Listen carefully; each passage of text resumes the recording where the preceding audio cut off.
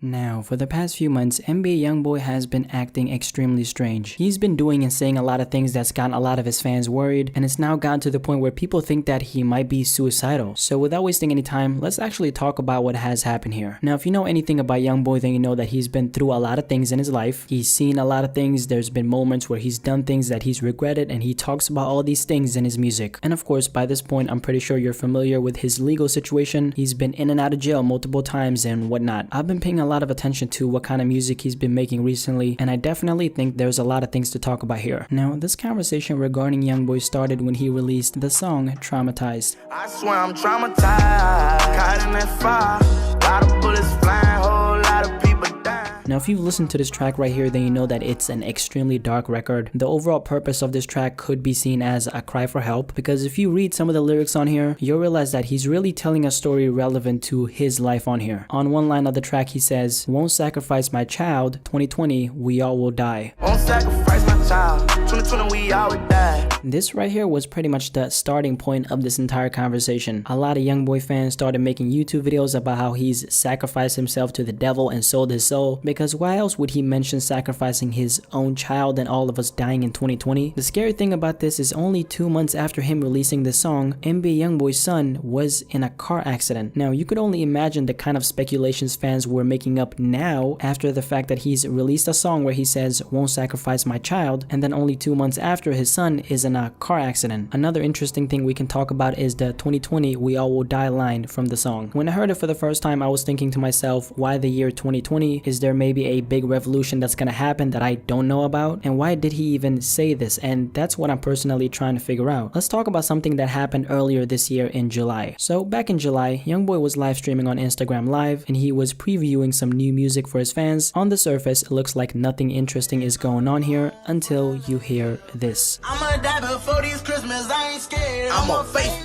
Whether he says I'ma die or I might die doesn't really matter, but I think you get what I'm trying to say here. The fact that he said I might die or I'ma die before this Christmas, I ain't scared, I'ma face it, is really scary to me. Is this him maybe predicting what his future is gonna end up like because he is in such a bad place mentally or physically? The truth is, we all could die tomorrow, and of course it's hard to say when our time will come, but here it just feels like Youngboy is speaking it into existence. But of course, a lot of the times artists rap about their issues instead of asking for help because they see it as some kind of venting outlet, which music is, by the way. It is an outlet where you can express your emotions both for the artist who's making the music and for the listener who's consuming the music. Another thing we can talk about here is his feature on the song Straight Out the Dirt, where he says, I spent them racks on some more jealous, I signed my deal up in blood letters. As you could hear, he said, "I signed my deal up in blood letters." The reason why people paid so much attention to him talking about how he signed his deal in blood letters is simply because he said this right here on the song Traumatized.